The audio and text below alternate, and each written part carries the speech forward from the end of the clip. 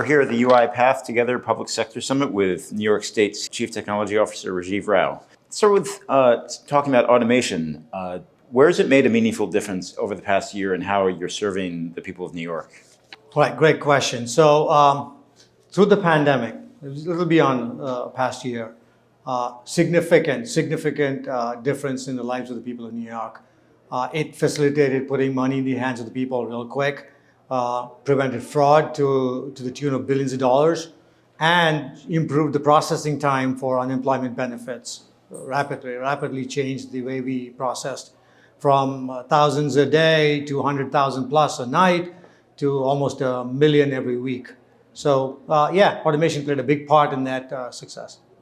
And how do you describe the growth of automation robots over the past year, and do you see it changing more in the year to come? Oh, absolutely. So that's building on that success that we had with unemployment. We started to explore other opportunities.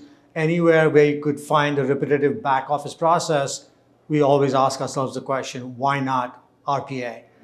So we start there, and we're also looking at cyber and cybersecurity and trying to get more real-time reaction or real-time remediation solutions in place, and RPA is definitely an exciting possibility there. Yeah, this is related. You support dozens of agencies. How far along are you in training their employees to use automation to do their jobs more efficiently or in a more valuable way? Right. So it's a little different in New York because we are not a federated agency. The agencies don't run the applications. They don't maintain the applications. We do. Yeah. So that this notion that we have center of excellences at the agencies tends not to be the case in New York.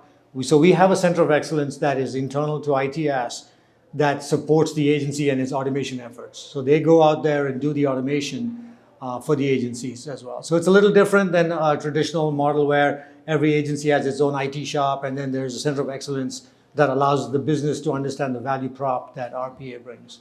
And how far along is that?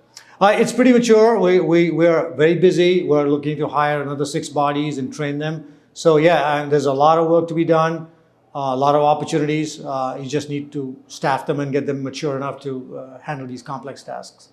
And do you see automation evolving from kind of a back office thing to something that's more mission-centric? I would love to see it get there, and the sooner we can get rid of some of our backlogs and back office processes, we can start to mature these processes to be more machine-centric. There's hundreds of things I can think of within the state services that we could look at for RPA as a more efficient way to deliver citizen services. What are some of the most maybe innovative applications for automation? Right now, so we're looking at the Department of State. They do licensing, a lot of licensing, professional licenses and things like that, a real estate license or a barber's license or whatever. There's a lot of back office processes that are human handled, in the sense that there's a submission process, and then there's an evaluation process and a validation process. A lot of that can be automated because the rules are set. One thing about automation is if you have a set rule, then automation can be the most consistent way of achieving that. Humans tend to have introduced bias and introduce their own perception of what that rule is.